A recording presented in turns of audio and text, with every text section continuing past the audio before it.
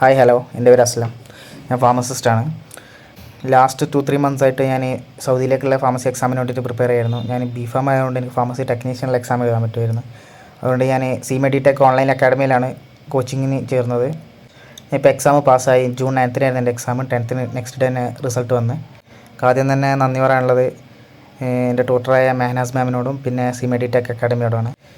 Class കോച്ചിങ്ങൊക്കെ ഭയങ്കര സിമ്പിളായിട്ടുള്ള coaching ആയിരുന്നു. നമുക്ക് വേണ്ടത് മാത്രം പഠിപ്പിച്ച് തന്ന് കൂടുതലൊന്നും വലിച്ചു വാരിയില്ലാണ്ട് വേണ്ടത് മാത്രം. പിന്നെ അതിന് ഷുവറായിട്ടുള്ള ക്വസ്റ്റ്യൻസ് ഡിസ്കഷനും അത് ക്വസ്റ്റ്യൻ ഡിസ്കസ് ചെയ്തതിൽ കൂടുതലാണ് എനിക്ക് എക്സാമിന് ചോദിച്ചത്. റിപ്പീറ്റഡ് ക്വസ്റ്റ്യൻസ് ആയിരുന്നു. ഡിസ്കഷനൊക്കെ എനിക്ക് ഭയങ്കര ഹെൽപ്ഫുള്ളായിരുന്നു കോച്ചിങ്ങിലെ ടൈം, ക്ലാസ്സിലുള്ള ടൈം.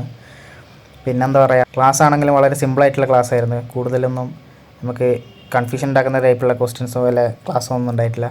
എല്ലാം സിമ്പിളായിട്ടുള്ള എല്ലാം നമുക്ക് ട്യൂട്ടേഴ്സ് തന്നെ നമുക്ക് എല്ലാം ക്ലിയർ ചെയ്തായിരുന്നു. എപ്പോൾ വേണമെങ്കിലും നമുക്ക് മെസ്സേജ് അയച്ചിട്ട് ചോദിക്കായിരുന്നു. എന്തെങ്കിലും ഡൗട്ട് ഉണ്ടെങ്കിൽ അപ്പം തന്നെ ക്ലിയർ ചെയ്ത് തരുമായിരുന്നു.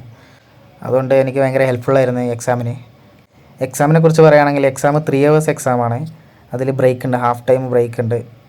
അതായത് നമുക്ക് 90 മിനിറ്റ്സ് ആകുമ്പോൾ ബ്രേക്ക് വരും. 150 ക്വസ്റ്റ്യൻസാണ് വരിക. അത് 75 ക്വസ്റ്റ്യൻസ് 90 മിനിറ്റ്സ് ഇത് വരും.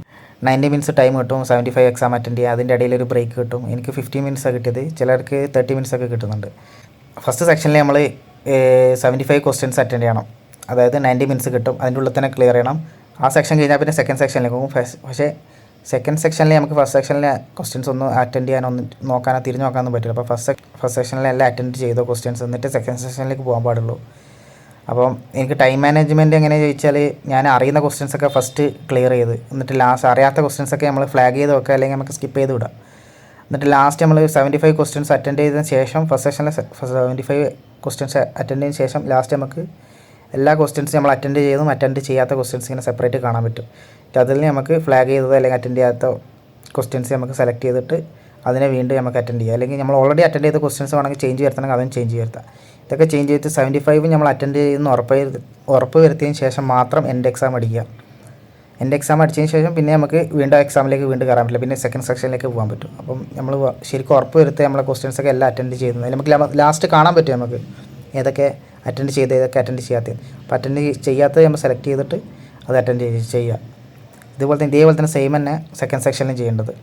അങ്ങനെ 2 സെക്ഷൻ ഉണ്ടാവുക.